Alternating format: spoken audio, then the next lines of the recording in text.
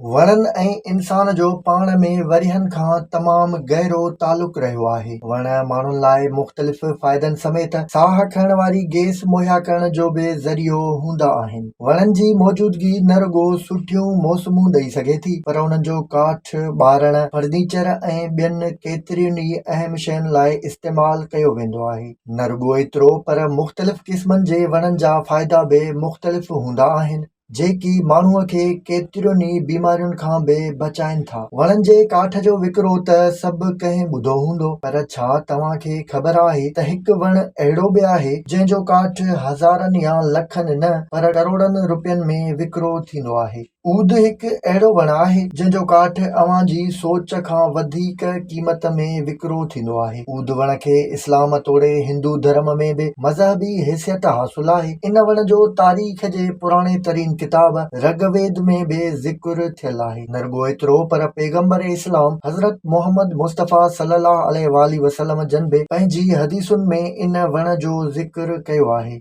ऊद वण जे काठ में अहिड़ी खुशबू आहे जेका धरतीअ ते मौजूद ॿी कंहिं शइ में बि नाहे हूंदी। हज या उम्रे लाइ सऊदी अरब वेंदड़नि खे काबतुल्लाह में दाख़िल थियण सां जेका खुशबू ईंदी आहे, इहा इन वण जी ई हूंदी आहे, जंहिंखे पांधीअड़नि जी राहत लाइ हवा में छॾियो वेंदो आहे। इन सां गॾु काबतुल्लाह जे गिलाफ ऐं हिजरे अस्वद में इस्तेमाल थींदड़ खुशबू बि इन ई वण जी हुजे थी। इन खुशबू खे दुनिया जे कुझु महांगी तरीन परफ्यूम्स में इस्तेमाल कयो वेंदो आहे, जंहिंजे इस्तेमाल बाबति आम माण्हू सोचे बि नथो सघे। न रुॻो काठ, इन वण जी खल बि एतिरे ई महांगे अघनि ते विकिरो करे सघिजे थी। इन वण जा जोड़नि जे सूर, हाज़मे, खंघि ऐं उल्टी रोकण समेत सिहत लाइ बि केतिरा ई फ़ाइदा आहिनि, जॾहिं त इन जो तेल मादे ऐं जिगर जी ट्यूमर ख़तमु करण लाइ वॾो काराइतो साबित थींदो आहे। इन वण जो तेल खाधे में इस्तेमाल करण सां औरतुनि जा ॿार पैदा थियण खां अॻु ऐं पोइ वारा मसइला बि